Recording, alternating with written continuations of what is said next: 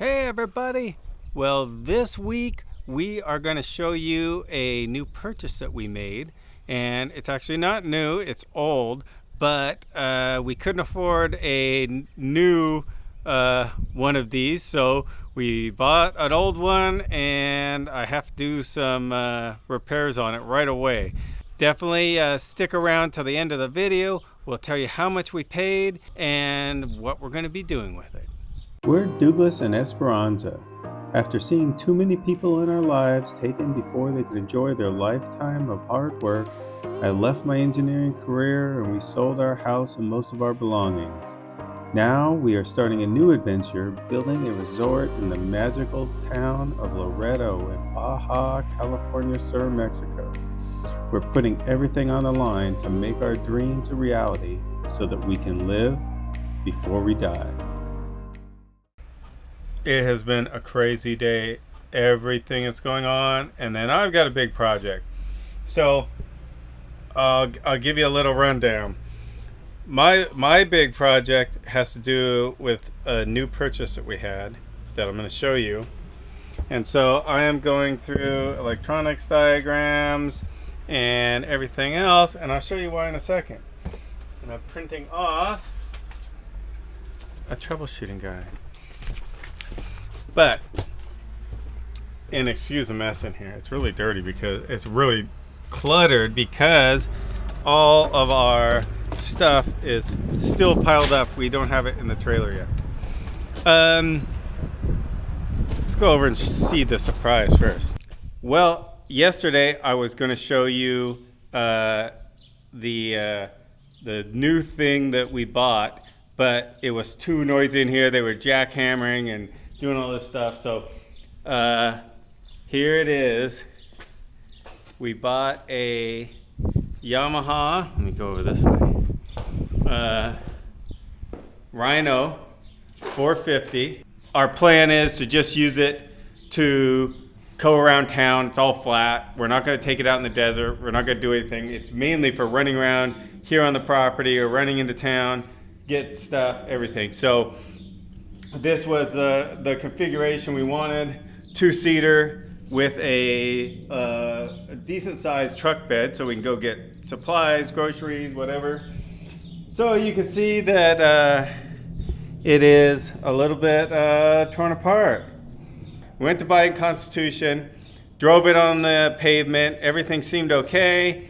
The engine runs good, everything, transmission seems to run good so far, and all that. But then we get here and it was spinning one of the back wheels. So basically both back wheels weren't turning together, which after doing a little research, I find out that these have a spooled rear end and the back end is basically a solid axle. So if one side is spinning and the other side isn't, something's wrong. So I pulled it apart and sure enough, the CV joint here, you can see all the ball bearings down in there, maybe. Those are supposed to be in the joints. So it needs a little bit of maintenance, but it's not that bad. So actually got on Amazon Mexico. I was able to order a new rear axle, both sides, all the boots, everything. And then I just went through the whole rig and look for anything else that I might need to fix. So, you know, like the CV boots on the front, on the lower end, are torn. So I got new CV boots. Got a new oil air filter. Got a couple oil filters so I can do oil changes. Little things. I got a seat latch because the seat latch was broken. And just some other. Oh, this 4x4 switch here is broken. There's a switch that's supposed to be here. And so a few other things like that. I got those all on order. They're all supposed to be here in about a week.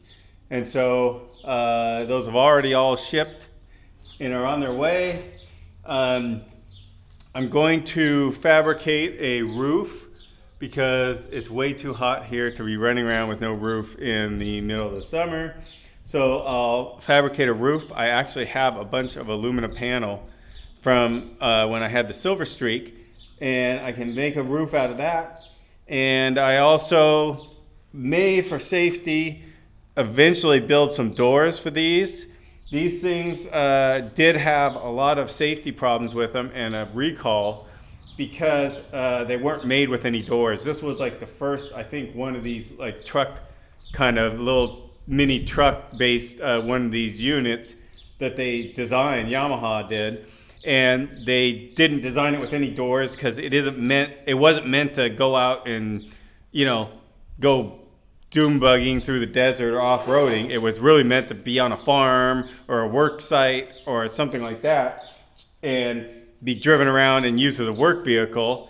And so they didn't put any doors on it. And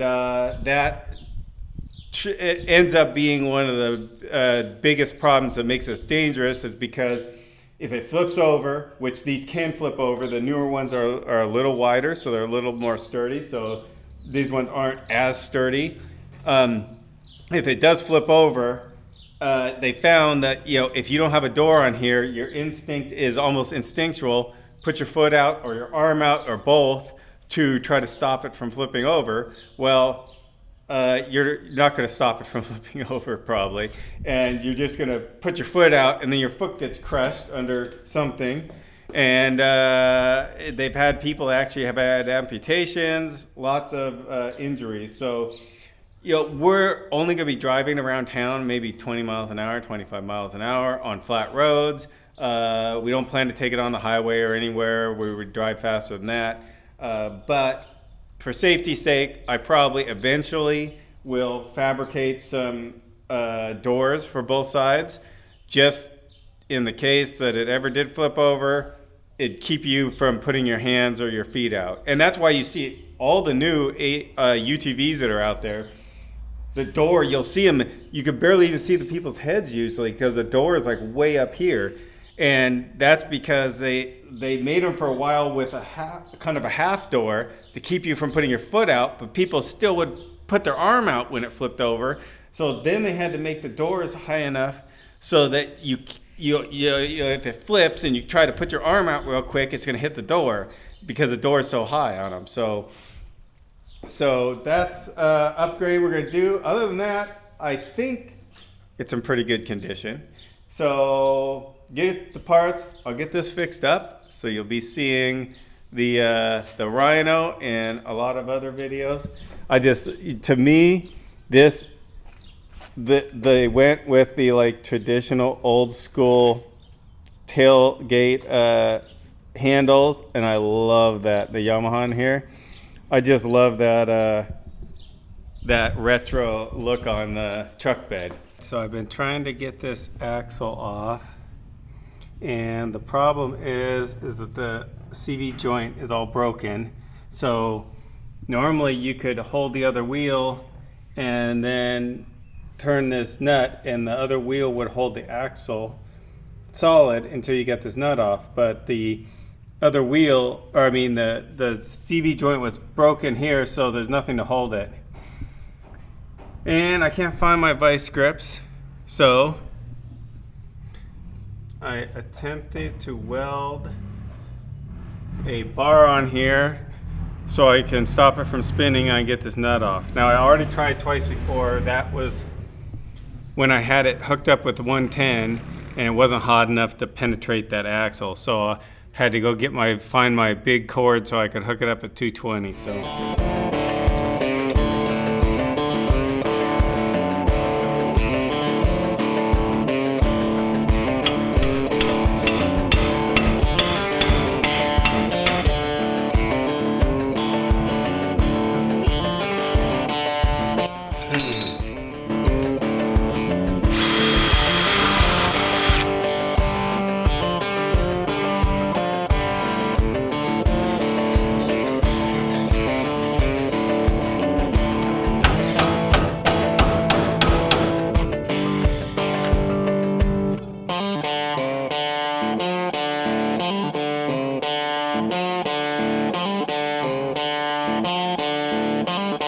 Okay, now we're going to try to heat it up.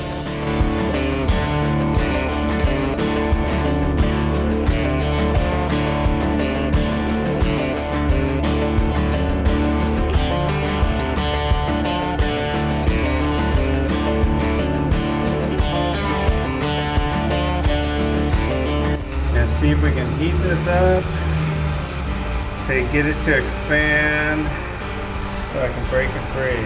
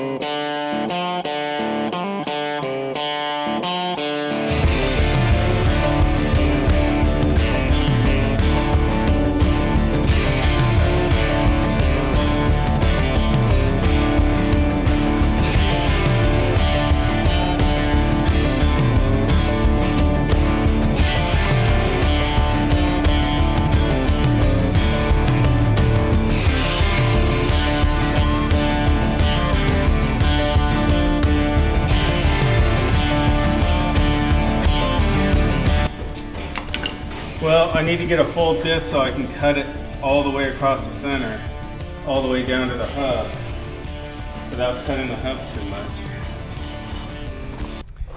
much. So I didn't end up taping the final end because literally I worked on this thing for about 3 or 4 hours down here trying to get this bolt off. And this is the result. I ended up having to cut this nut right here completely in half to get it off. So this is the new nut that's on and divoted, and you can also see the new axle in here, and I actually put a new axle on this side too. So yeah, it was a lot of work. Didn't expect it to be that much work, but this thing has been a real lifesaver. I use it all the time. I used it literally today to load up an air compressor and a whole bunch of tools to go down and work on our pool cabanas. So I thought I'd show you, just one example of all the usefulness I get out of this Rhino. So here I was working up in the on the pool cabana, which you'll see really soon, and I was putting some bamboo pieces up on it, and I had a whole bunch of tools that I took down there to work on it. I took a chop saw and a chop saw stand here. I've got an air compressor, cords and other hand tools and everything else. And either I'd have to load all this stuff into my truck, and my truck can't get very close to the pool cabana because it's kind of a walking area back there. So this I can get back there really close, put everything in it. I don't even have to take the compressor out of the back. I can just leave it in here and plug it in up there. And yes, so it's very helpful to have around when I'm doing work around here on the property, and then I can minimize how much I have to run back and forth. So now the big question, how much did we pay for the Rhino? All right, well, we initially purchased the Rhino for, I believe, $4,200 in Ciudad Constitucion, which is about 2 hours from Loreto. It was a little misrepresented, the condition it was in. Luckily, the engine is been in fantastic condition. We haven't had any engine problems. Transmission is going to need some work, but probably the clutch, but we'll have to work on that in the future. So we have put about $300 or $400 into it. So total, we've got about $4,600 into it. And that isn't too bad since, we've gotten a lot of use out of it already. A new one of these, I mean, they don't sell these anymore, but when they sold them, they were around $16,000. And now to get something similar to this, you're going to be probably over $20,000 new. So being able to get this for under $5,000 and get it up and running and everything repaired has been great. All right, thanks for watching. I hope you enjoyed this episode. Next episode, we're going to have some big construction updates.